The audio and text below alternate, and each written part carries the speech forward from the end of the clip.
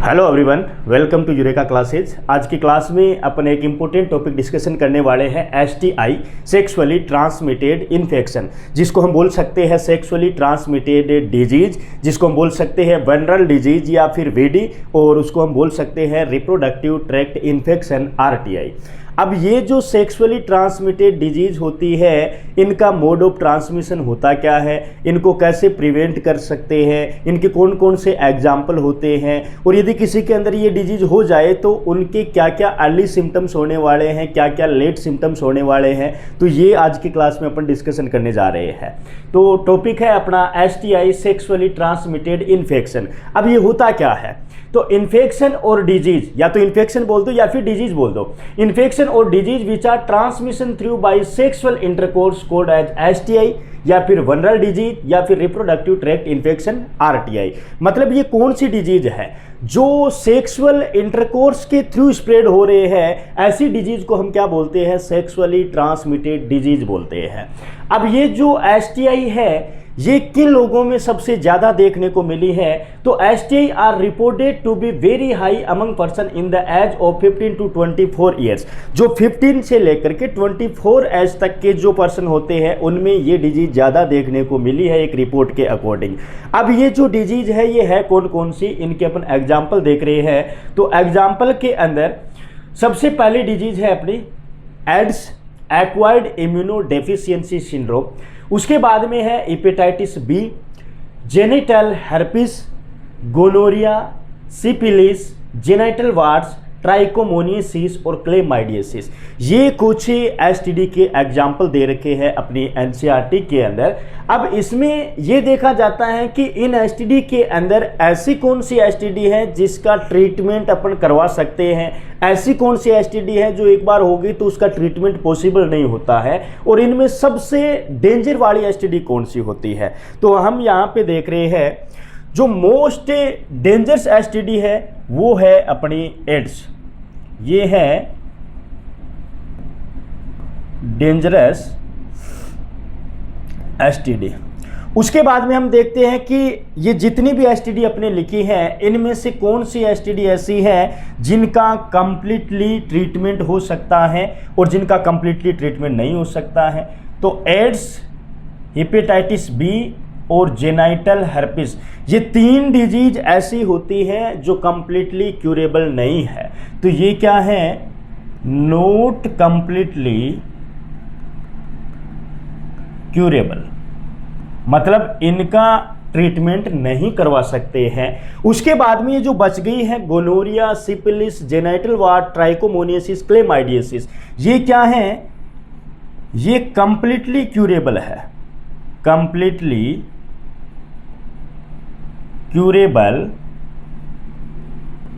if detection in early stage।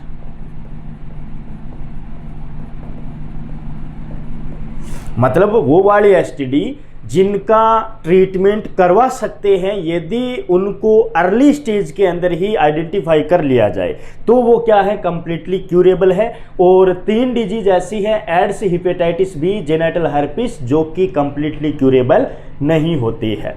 उसके बाद में अपन बात करते हैं ये जो एसटीडी है जो हमने अभी अभी देखी है, इनका जो कोजल एजेंट होते हैं वो कौन से होते हैं, और क्या ये बैक्टीरिया से होते हैं, वायरस से होते हैं, प्रोटोजोआ से होते हैं। तो इन डिजीज को हमने सेपरेट कर लिया है कि एसटीडी इनका नाम, उसके बाद में कोजल एजेंट क्या है इनका, और उसके बाद में ये होता किसके थ्रू है, बैक्टीरिया से होता है कि वायरस से होता है कि प्रोटोजोआ से होता है। तो सबसे पहली डिजीज है गोनोरिया, और ये जो गोनोरिया होता है, इसका जो कोजल एजेंट होता है वो होता है नाइसेरिया गोनोरियाई, और ये एक टाइप का बैक्टीरिया होता है। उसके बाद में सिफिलिस, जिसका कोजल एजेंट होता है ट्रिपोनेमा पैलिडम नाम का बैक्टीरिया। उसके बाद में है क्लेमाइडिया, जिसका कोजल एजेंट है क्लेमाइडिया ट्रैकोमेटिस, ये भी क्या है, बैक्टीरिया। तो ये जो तीन एसटीडी हम देख रहे हैं, ये बैक्टीरिया से होने वाली है, बैक्टीरियल एसटीडी है, गोनोरिया, सिफिलिस और क्लेमाइडिया।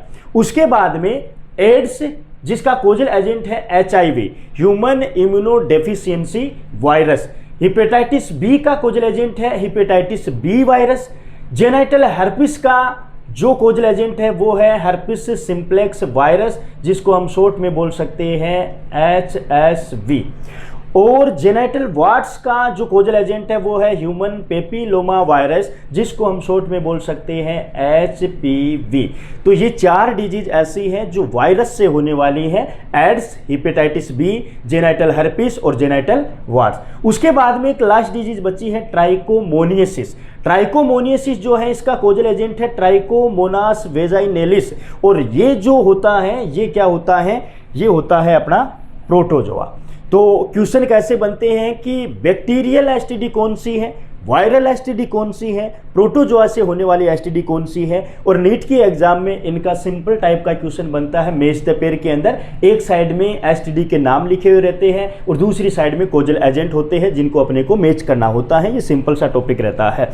उसके बाद में अपन बात करते हैं कि ये जो एसटीडी किसी के सेक्सुअली ट्रांसमिटेड डिजीज किसी को हो गई है तो उनके क्या क्या साइन या क्या क्या सिम्टम्स देखने को मिलेंगे। तो हमने साइन और सिम्टम्स की 2 कैटेगरी बनाई है, अर्ली सिम्टम्स और लेट सिम्टम्स। सबसे पहले होते ही क्या पता चलेगा अपने को, एक तो रिप्रोडक्टिव एरिया के अंदर पेन होने लग जाएगा, रिप्रोडक्टिव पार्ट होते हैं उनके अंदर पेन होने लग जाएगा। उसके बाद में रिप्रोडक्टिव पार्ट के अंदर स्वेलिंग आ जाएगी, सूजन आ जाएगी। उसके बाद में रेडनेस आ जाएंगे, लाल कलर के चकते बन जाएंगे और फ्लूइड डिस्चार्ज होने लग जाएगा और इचिंग या फिर खुजली होने लग जाएगी। ये क्या है, ये अर्ली सिम्टम्स देखने को मिलते हैं। अर्ली सिम्टम्स के बाद में इनके जो लेट सिम्टम्स होते हैं, जैसे अर्ली सिम्टम्स हमने देखा ये नॉर्मल वाले सिम्टम्स है, इससे अपने को ज़्यादा फर्क नहीं पड़ रहा है, लेकिन ये और ज़्यादा बढ़ गए तो फिर इसके जो लास्ट के सिम्टम्स देखने को मिलते हैं वो है पेल्विक स्वेलिंग या फिर इन्फेक्शन।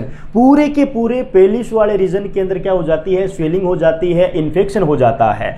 दूसरा स्टिल बर्थ। स्टिल बर्थ का मतलब क्या होता है, जब डिलीवरी होती है, पार्चुरेशन होता है तो जो डेड चाइल्ड होता है उसका बर्थ होता है, मतलब मरे हुए बच्चे को जन्म देना पड़ता है। उसके बाद में एक्टोपिक प्रेगनेंसी। एक्टोपिक प्रेगनेंसी का मतलब क्या है, जिनको ये सेक्सुअली ट्रांसमिटेड डिजीज हो गया है उनमें क्या होता है, जैसे हमने देखा है कि फर्टिलाइजेशन फेलोपियन ट्यूब में होता है और इम्प्लांटेशन यूट्रस के एंडोमेट्रियम लेयर के अंदर होता है।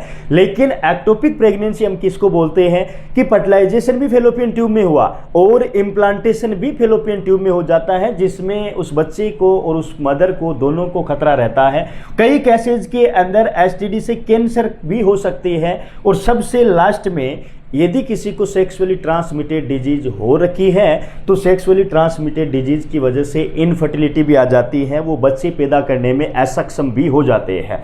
उसके बाद में अपन बात करते हैं मोड ऑफ ट्रांसमिशन। भाई ये जो सेक्सुअली ट्रांसमिटेड डिजीज है इनका ट्रांसमिशन होता किस हिसाब से है, तो ट्रांसफ्यूजन ऑफ ब्लड और from an infected mother to the foetus.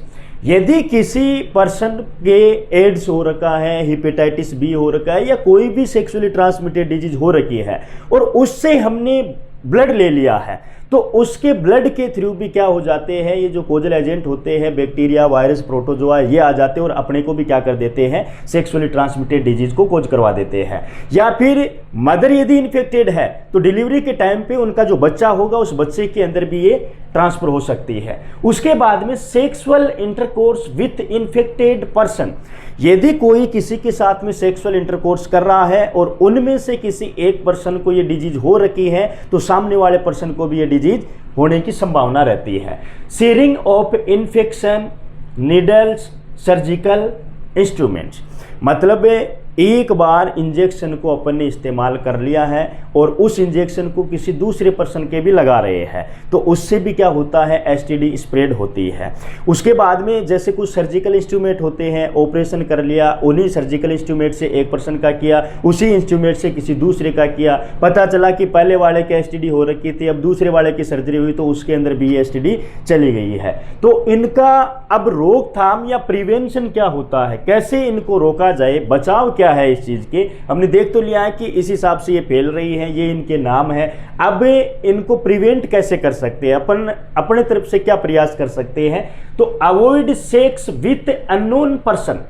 एक तो अनजान व्यक्ति के साथ में सेक्सुअल इंटरकोर्स नहीं करना चाहिए, दूसरा मल्टीपल पर्सन मतलब एक से ज्यादा पर्सन के साथ में सेक्सुअल इंटरकोर्स नहीं करना चाहिए, जिससे हम एसटीडी से बच सकते हैं।